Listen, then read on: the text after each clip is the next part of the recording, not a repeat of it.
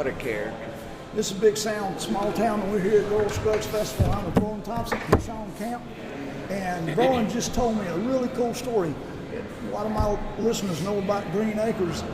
And I have a Steve Metcalf shirt on, a Little King shirt, and Verlon knew him. Yeah, heck yeah. Loved him. Tell the bathroom story. Well, the last time I saw Steve Metcalf, the Little King himself, was just a chance meeting at the urinal at the Charlotte airport. I'm standing there doing my thing, and I glance over, and Metcalf glanced at me at the same moment, and we both cut off in midstream. That's funny. That's funny. You guys just did a really, really great interview. I'm going to try to ask some things that maybe Craig or maybe Otis didn't. I like Otis. Oh, he's great. Otis is a great guy. Didn't ask. Okay, when did you first meet Guy? I mean, what was the feeling? You know, I'm more interested in how you felt when you went over there. Well, You knew who he was at this point. Oh, sure. I mean, I had requested a co-write with him. I was on Warner Reprise Records, and they set it up for me. I had met him in passing, but never got acquainted. But first time I walked in there, he was sitting at his work bench, you know, on the table, and he had his boots up on the table, kicked back, his feet crossed, you know. First thing I said to him was, "Damn, you got some big feet." What did he say to that? Oh, he just kind of laughed, you know. We kind of struck up a friendship, and we wrote a good little song to have never known each other that day. And is that the one that's in the display? It's in the display at the Country Music Hall of Fame. They moved his work room or whatever you want, workshop down there, and it's just exactly the way he left it, and everything's in the same place where it was when he died. Do you ever do that song still? That song I never do, but I had a record out in '93 on Warner Brothers, and the second record I recorded that song on, but it didn't come out. They ended up we got crossways, and I didn't. They dropped me from the label, so it laid on the shelf for 17 years, and now it's out now or available. The album's titled 1994. Okay, that's what I was going to ask you. It did finally see the light of day. Right. But you don't do it live, do you? I haven't done it ever live, but you know, it just I might do it sometime. Yeah, I want to do it. You want to do it today? Right here? You want to? Hell you no. Want to guitar out and do it? I don't know that I can. I'll see. Y'all talk. I'll see if I can get a guitar. You remember it? I can do a piece of it. Yeah. Okay. So you knew Guy for a long time, didn't you? How did you first meet him? Well, I first met him. We both were signed to. We were staff writers at the same publishing company, and I just met him when he got out of his old truck and walked into the building one day, and I didn't know anything about him, so you know, I had to do some catching up and learn about him, because everybody was sort of bowing down to him already, and this would have been in about 82 or 83 or somewhere along in there. But yeah, I mean, all I knew is he had that swagger, and he was bigger than life, and you know, I knew there was something special about him before I even knew his music. And then when I started checking out his music, I said, "Man, we gotta." How long before you collaborated with him after that? Well, it was about a year later. I helped him record that Old Friends record. Yeah. And I think we had already written a song or two together, because there's a couple on that album that we wrote together.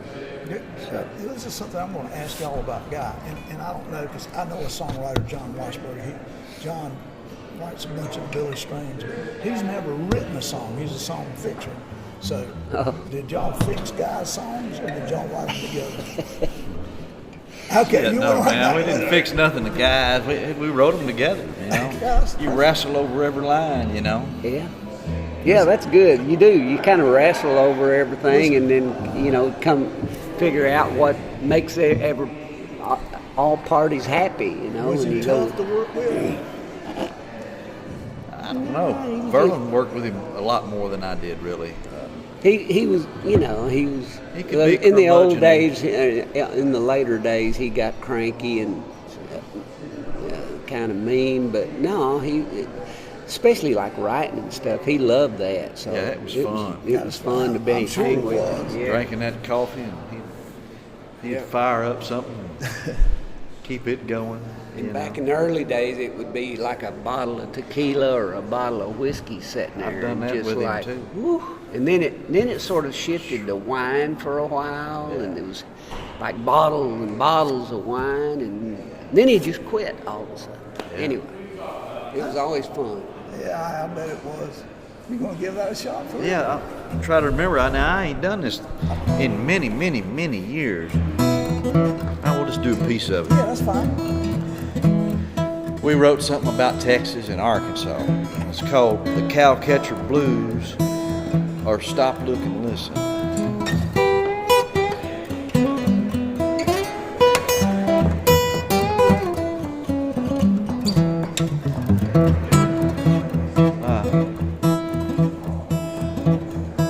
How's it start?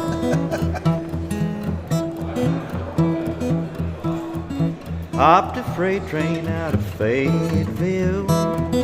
It's a wonder I did not get killed.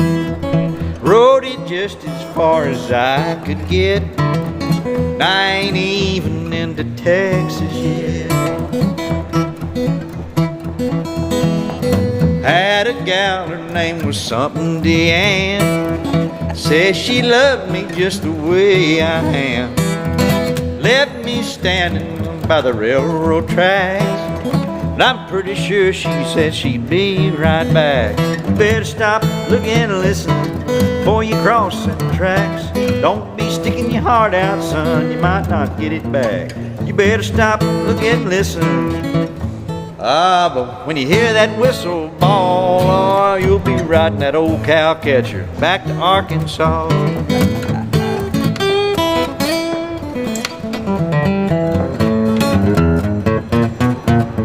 Something like that. That's great. Thank you for that. You can see a picture of that in the Country Music Hall of Fame. Hey, baby, sorry I'm doing it. Okay, so that's cool. I'll call you right back. You okay? All right. Well, it's funny because I can hear almost parts I almost know guy wrote, and then I hear parts that I almost know he wrote. It was fun. It was like, I don't know how that happened, that at 26 or 7 years old, I I felt ask you how old you were. brave enough to toss it around with him, but I can feel that we did, and it was a little bit you about gotta Arkansas. understand, he was that much younger as well, and That's true. he was still Like feeding my off of age. your enthusiasm. I have no idea how old he would have been he was, what would he have been? In 93.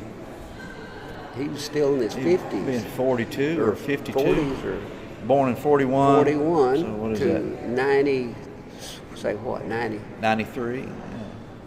41, that's Maybe 52. 51 or 2, yeah. Younger than me when we did that. Yeah, so, Pretty wild. yeah. So when did you guys decide that we're going to go out and do these songs, guys, together, two of you guys? Shoot, man, just after he passed away, it just seemed like a natural thing. And basically, I think we did it for ourselves because we were kind of lost. I was. I know for sure I was, and I think Shawn was too. And we just felt good. You we also just tra- said, let's just do it. You also travel with him a lot too, didn't you? Yeah, yeah, we both did. Yeah. He did a lot more traveling with him than I did, and a lot more everyday stuff. He worked with him a lot more. Well, Shawn, Guy would have loved, seriously, he would have had loved to have Shawn all the time, but Shawn had so many other irons in the fire, you know. He has all kinds yeah, of irons. Still does. and I didn't have nothing going on. I was purely committed to Guy. Whatever he booked was my next gig, you know. Yeah. So, anyway. But you had a solo career. Oh, I dabbled in it, you know. It never really went anywhere, but I don't know. It just, yeah, it all worked out the way it's supposed to. Yeah. Tell me about the new record. It's good. Then my new record? Yeah, your new record. Well, you got two things, don't you? I mean. Well, I've got this record that I wrote with him, with Guy. One song is a song we wrote with Verlon, the three of us, called Old Hillbilly Hand Me Down, and Verlon's on there singing. It sounds really good, and it was, you know, the whole album's about fiddle tunes and Sis Draper and kind of hand-me-down fiddles and hand-me-down fiddle tunes, and it just kind of all fits together, you know. And we worked on it. We started with Sis Draper in the late 90s, like 98 or something like that, and he put it out on his Cold Dog Soup album. I love that song, man. I always love that song. And that was in 99, so that's been 27 years ago or something that we wrote that song. And so that was the initial song, and we wrote like 13 other songs around. Off the Sis Draper idea. Right. How long have you been working on this project? You know, I mean, I know that it just didn't happen, right? Well, I went in and cut it all in one day with a really good band. I mean, we overdubbed Verlon's vocal, but and I fixed a few things. But that band, basically, what you hear that's the way it happened. Who all was in that band? Mike Bubb, Yeah, Tim Mike. Crouch. Tim Crouch playing fiddle, man. He was the best choice in the world for this record. He's an Arkansas fiddler and a legend. And he's good. He's really good. So Mike Bubb, of course, has been my pal since the mid-'80s, and I've played in all kinds of situations with him, and he played in my band for many years off and on too. But he's a funny guy too. He's a great guy. And he has good stories. Yeah. And my buddy Jimmy Stewart, he played dobro, and I met him in the mid-'80s too, and he played in my band in the early '90s when I was on Warner. Now he plays with Brooks and Dunn and Reba McEntire, but he plays dobro on the record. And Chris Henry, great mandolin player. Chris is really good. Yeah, and I called Corey Walker to come play banjo, and I hadn't played one note with him until we went in and started cutting. Is that right? Yeah, and he fell right in, man. He's He's just really great banjo man. And Natural fit. yeah. I was a little uneasy because I'd never played with him, you know, and I called, Charlie Cushman I called, and he was tied up or something, and I may have made a call or two, and then it just crossed my mind to call Corey, and it was like magic, man. Yeah. And just perfect. It's the way it's supposed to be. Yeah. Well, it's great when you haven't played with somebody, but you have that magic, because sometimes you can play with people and you don't really have that magic. When you play with it, it's like Yeah. a job more, Right. but you don't have that natural feel. You know? Yeah. So, but you held on to those songs for a good while before you released this, right? Well, yeah. I mean, we worked on them for years, you know, and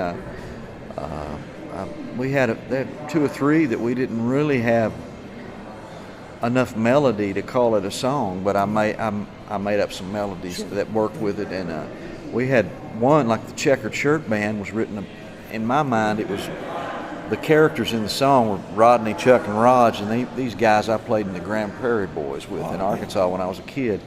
And so I kind of married up that band I was with and Sis Draper in a picking party scene, you know, and it was just basically a rap. It was like me and Rodney, Chuck, and Raj, we got a little old string band. We didn't have all of the music around it. But we had the whole picture of the thing, and Guy would have done it totally different. I'm sure it would have been a lot drier than the way I ended up, or like cut and dried kind of.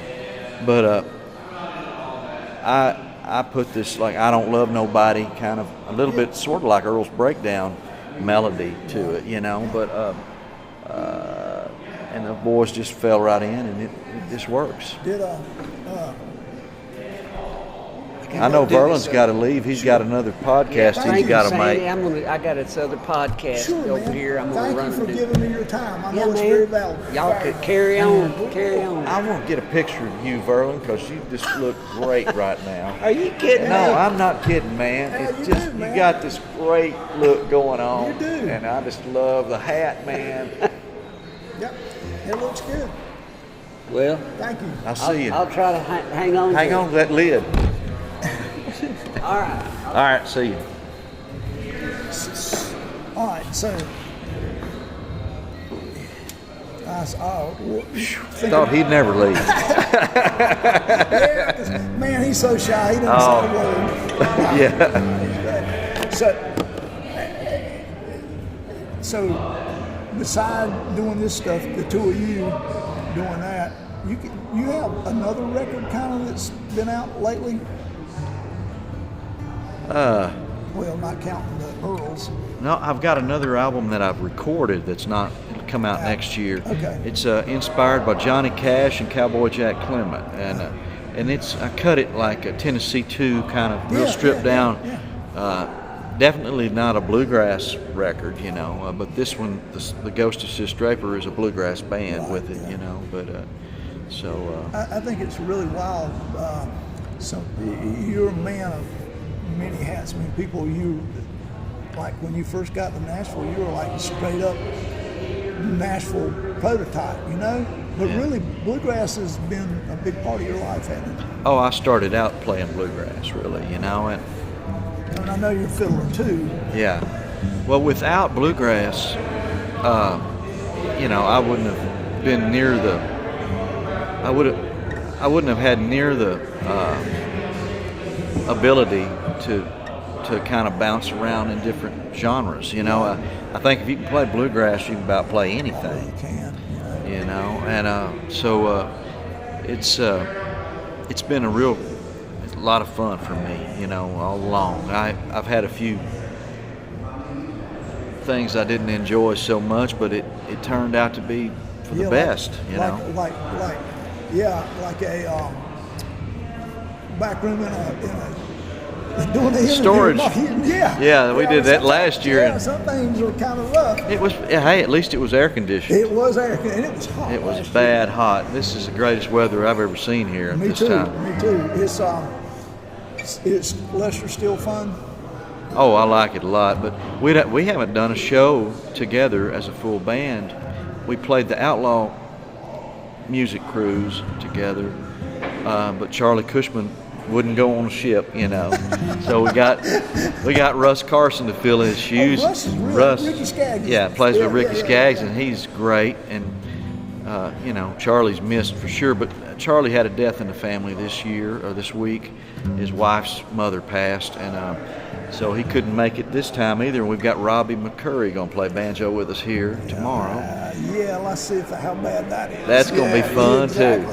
Yeah. But that's the good thing about this old Flat and Scruggs music is everybody knows it, and it's a lot of fun to try to replicate it. If you play bluegrass, that's been in your life. Yeah. There's no bluegrass person that can say, I don't know Flat and Scruggs. Right. So that's pretty much a given. Right. They're actually revitalizing his old home place now in Cleveland County. Oh, cool. They got money through a grant, and they're putting it together. That's the story where he and his brother would walk around the house and start a song and still be playing it the same thing. So that's great. That's pretty cool. Yeah, I'd like to. That'd be a good thing for the tour guides to do when people start coming by to see Earl Scruggs' house. Have a guitar and a banjo man that's pretty good. see if they can come out on the other side of the house still in I time. mean, that'd be great. Yeah. They still in town. Yeah. You got a bunch of shows lined up to support the new record, right? I've got some, but I think, my record's going to be released the 12th of September. Right. And I think after that, this fall, people are going to be more aware of it. I'm getting a little airplay, and things are going to start changing. I think I'm going to get more shows for next year that I'm not used to having, so I'll probably be busier in the coming, like in 26 than I am. Will you take those players, or you'll take your band? I'm going to take these boys if they'll go. If they won't, I'll have to find somebody else. Have to find me somebody that'll work cheap. Exactly. Oh yeah, that's with the old Ricky Skaggs growing in my basement. I'll give you a job. Then when you get really good, and I can't pay you anymore, then I'll get you the next boy. But that's good. I mean, that's yeah. And so I guess you stay busy between the Earls and your own solo shows, right? Oh yeah, it's. I've got my folks, they're getting up in years, and I've got a farm in Middle Tennessee, 100 acres, and a lot of grass mowing goes with that. And I've got 2 or 3 other places that I try to keep up to that I own, and I've got more irons in the fire than I can keep up with. That's a good thing. How about writing? You still find a lot of time to write? I try to write. I'm writing a little bit. I just wrote a little song with Wyatt Ellis, a young mandolin player. Yeah, I know Wyatt. We tried this week, and we got most of one written. But I don't write as much as I used to. I used to write every day with some co-writer on Music Row. And Music Row is kind of dissipated. It's since the new. People don't make as much money as a writer anyway. It's like, and the whole infrastructure of the business has been gutted, it's all changed, and they're tearing down all the old publishing companies and building high-rise condos and medical offices, and it's just turning into any city USA kind of. Well, and you know this as well as I do. When you have 6 people co-writing a song, yeah, how much of that is really yours? None of it. Exactly. It's like. It's bad enough when you've got 3, and I've written a lot of three-way songwrites, and they're good, but it is hard with more than two people. Is about perfect. Yeah. He's a fun guy. Yeah. He's how old's Verlon now? I don't know if it's public knowledge, but I think he's 71. Yeah, that's good. Let's go with that. Really? Yeah. That's good. He's younger than I am, so that's good. Yeah. So, when you and Verlon go, y'all just meet up. Is that what y'all usually do? Depends. If we're flying somewhere, we'll get on the same plane, rent us a car together, and whatever, and we're both busy in our own world, so we a lot of times just have to meet at the show, from different sides of the country, really. All right, tell me your very favorite music thing, maybe achievement or just something that you love more, that's your favorite thing about your whole music career. I'd say sitting here doing a podcast with Sandy. That's about it. Man, this is the top of the heap right here. It is the top of the heap. See, that's the beautiful thing when you're with somebody and this is just life, though. It's real life. The moment is what it's all about. It is. And songs only happen. Music only happens one time. It's like every time it's a little different. You're going to strike the strings different. It's going to vibrate a little. Everything is just, nothing is exact. Right. It's just unique. Every moment is a fingerprint, And so I'm trying to learn to live that way. Live it now. Yeah. That's the best. Well, I am glad I wake up every day. That's one of my accomplishments in life. Yeah. And then I still get to play a pretty good bit of music, and it's fun. I played here yesterday at the festival. Only blues band here. Wow. So it's not a blues band, it's a duo, but it was fun. But that's a good thing to shoot for, just a moment. Yeah, that's all we got anyway. It is really. all we got. Got any regrets about doing music for a living? Well, not really. It's been a pretty good life, you know.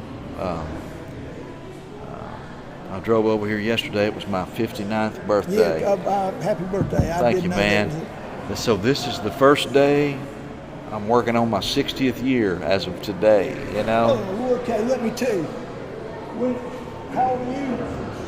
Right, okay. Last October, we play in a band together. Yeah. We just do. Last October, the man had no beard. He wasn't going to cut his hair or his beard for a year for his 60th birthday. Yeah. So he has, and of course, I've been accused of playing music with the Unabomber. Yeah. But you know, I mean, so there's a little life goal. So you know, that's he decided not to cut his hair or shave for a year, and that's a little everyday thing that I think he's still happy with. But you can never. Yeah, man. It's that's a cool thing, man. I like the long hair. You know, as you can tell, I'm kind of a fan of long hair. Sometimes if I'm way off into this Earl of Leicester thing, I'll get into the going to the barber shop and getting a 1962 cut. Yeah, we seen you with those. Yeah, we've seen that. it's good, you know. I like it either way. Well, you know, this I played a job with him, and we were on the cover of a paper, you know. Yeah. And somebody asked me, said, "You play with the Unabomber? Is he still alive?" I do occasionally, you know. But I appreciate you're a busy man. You got a lot to do, and I'm glad you took the time again to humor Always. me and Thank come you, brother. do this. Great to see you again. Say one thing. I got the T-shirt, so go ahead and tell the pink T-shirt story. I know you've told this thing too many times, but. Well, you know, back in the 90s, early 90s, I had this record deal on Warner Reprise, and I was selling T-shirts on the road. I had some black T-shirts and some pink T-shirts with my silhouette on it and my name on the front of them, you know. And when I got off of that label, I just put what was left over in some Rubbermaid tubs and just put it in storage, you know. And, you know, 25 years later or 20-something years later, I pull them out of the storage unit and I'm on my way to Guy Clark's house, and I know he's got a girlfriend there, so I take a pink T-shirt to her. The guy's standing there and he goes, "You got anything in black?" And I said, "I think I do. I'll go look," you know. And I came back in a minute and I said, "Man, all I've got's a medium in black, and you could never wear a medium." And he said, "Well, I like pink." And so I said, "Well, I'll go get you a pink one." And I went out there and brought him a big XL pink, you know. And every time I'd go over there, he was wearing that pink T-shirt. And he actually ended up wearing it on his deathbed, and he wore it. He died wearing that pink T-shirt. We were all in there the night before. And Rodney Crowell was sitting on the bed right over a guy. He looked around at me and said, "Shawn, man, you're everywhere." I said, "Man, I'm sorry. I know. I don't know what's going on here, you know, why he's wearing that." But I will tell you that of the stories, you know, I'm a collector of stories. That's one of the coolest stories I've ever heard, though. I mean, you know, the guy thinks enough of you to wear a T-shirt. it was very sweet, you know. I should have went and printed up some black ones. He wouldn't have went out with that pink one on. You'd think he would have been wearing, you know, a blue denim shirt and his boots when he went out. But he was. Oh yeah, you can't make that stuff up. No, you know, it's one of those things that, because that's what I would have expected. I mean, here's a man. Is his ashes not in a Terry Allen sculpture somewhere? Oh yeah. So. He passed. We all went. Me and Verlon and Rodney and Tamara was there, and I can't remember who else. Anyway, we went to the funeral home, and Guy had wanted Terry Allen to make him into a sculpture, you know, with his ashes, and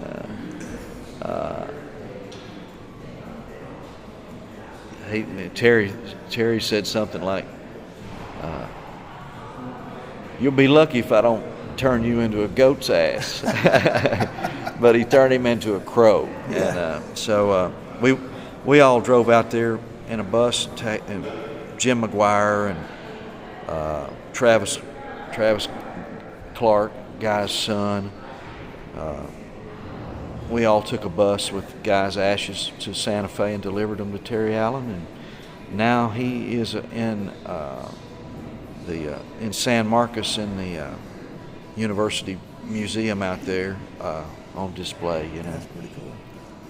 That is really So he made it back to Texas. He did make it back to Texas. Yeah. You know, so, that's cool. You know, but I had a Terry Allen thing I was going. I'm old. Well, You know, it's stuff that escapes you. But that's it. I mean, yeah, that's pretty special when somebody will turn you into a crow. yeah, it's I can't see a crow anymore. I actually put some crows on my new album, The Ghost of Sis Draper, Right. in the middle of it, you know, to kind of symbolize Guy a little bit, you know. I've tried to make friends with crows. You know, they put stuff out and they'll bring Yeah. you stuff. Yeah, I don't have a friendly bunch around me. They don't seem to want to make friends. Yeah, I ain't never had a friendly crow either. Guy's about as close as they came, I guess. There you go. It sounds like you got a lot going on. Yeah, it seems like it. I can't catch up. Always Since we're sitting behind. here, tell me about that guitar since it's my curiosity. It's a 1944 D28. Damn, that thing sounds good.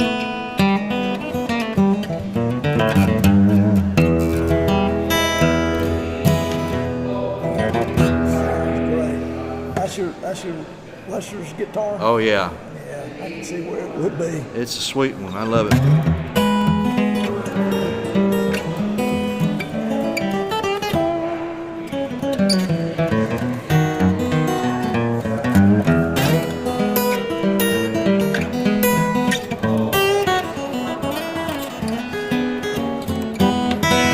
That's great. All right, Sandy, man, I've enjoyed it. Thank you. Thank for you. coming again, man. Have a good one. You too. All right.